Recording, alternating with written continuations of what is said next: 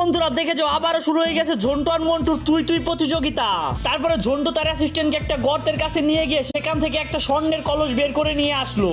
তারপরে ঝন্টু এটা মন্টুর টেবিলে নিয়ে গিয়ে ভেঙে ফেললো এবং এটার ভিতর থেকে অনেক সোনা দানা এবং টাকা পয়সা বের হয়ে আসলো। এবং মন্টু এটা দেখে হা করে তাকিয়ে রইল এবং ভাবতে লাগলো সে কি করবে। এমন সময় ঝন্টু বলে উঠলো তুই কি পারবি করে দেখা।